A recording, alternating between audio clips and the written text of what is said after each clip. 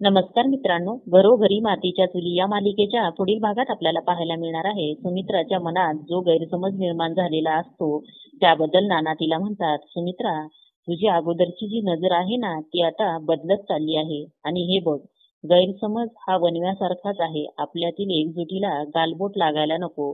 तर सुमित्रा हे सगळं रागाने ऐकत असते. तर इकडे कावेरी रणदिव्यांच्या घरी आलेली असते. ती सुमित्राला म्हणते, आता श्रावण महिना पण सुरू झालाय आणि आपल्या लेकीचे मंगळागौर करायची आहे, त्यामुळे तुम्हाला म्हणते की आपल्या मुलीची मंगळागौर माझ्या घरी करावी. ऐश्वर्या सर्वांसमोर म्हणते की आई, हे सर्व ठीक आहे, पण आता हे रणदिव्याचंच घर माझं आहे, माझी मंगळागौर सुद्धा इथेच करणार.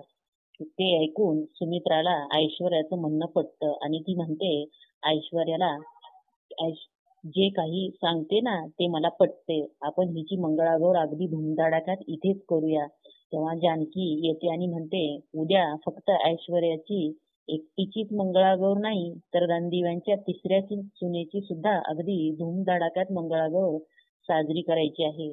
तेव्हा सौमित्र हा अवंतिकाला घेऊन घरी आलेला असतो. अवंतिका सुद्धा आपली बॅग घेऊन दारात आलेली असते, परंतु ऐश्वर्या मात्र ती तिला देखवत नाही. ती म्हणते सर्वांसमोर लगेच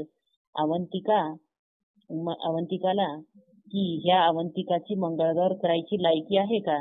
तेव्हा ऐश्वर्या तिला अडवते अवंतिकाला. तर जानकी तिच्या समोर येते. जानकी ऐश्वर्याला म्हणते की अवंतिका सुद्धा रणदिव्यांची सून आहे, तेव्हा तू तोंड सांभाळून बोल.